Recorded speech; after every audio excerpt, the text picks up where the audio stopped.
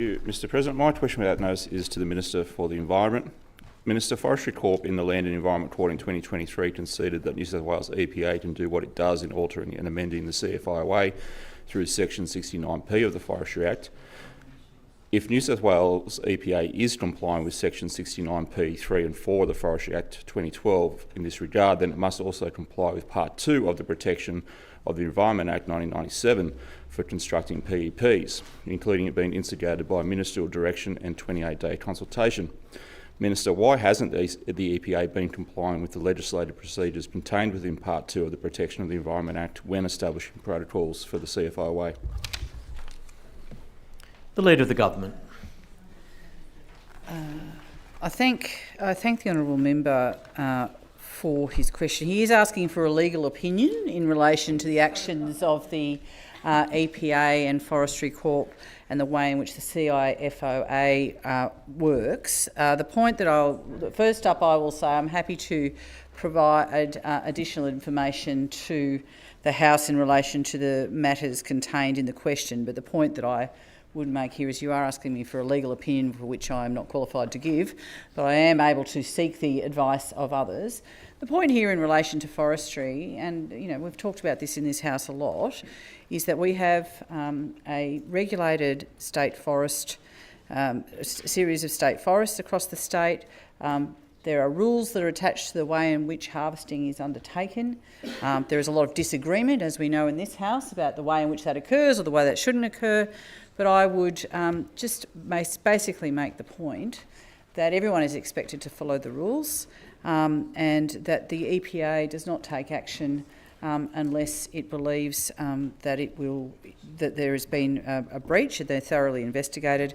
There is a lot of close work that is undertaken between Forestry Corp and EPA in relation to all of the matters that come before them, and they're constantly working with each other to make sure that the rules are followed and that the issues that come across their desk, some of this is quite hard, are worked through. So the point I would make is I'm not going to give you a legal opinion, but I will get some information and happy to provide it to the member based on the question asked.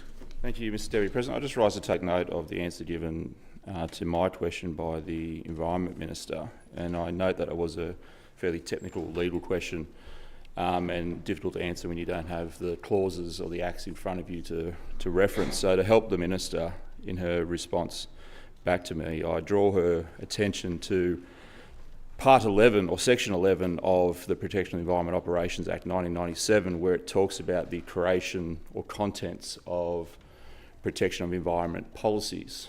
And I draw her attention to 1D, where it says that a policy can specify one of the following, and one of those is an environment protection protocol, which exactly is what has happened with the changes made to the CFIOA around the shooter glider dens and searching for them. Now, I also then draw the Minister's attention to Section 12, where it says preparation for drafting of a PEP, and it says the Minister may direct the EPA to prepare a draft policy about a particular matter in accordance with this chapter, and the EPA must comply with the direction. Well, we know there has been no ministerial direction because through the great, wonderful parliamentary library system, I requested any copies of any ministerial directions regarding this, and neither ministers have been able to provide that. And I think the Environment Minister came back and said there was no such directions.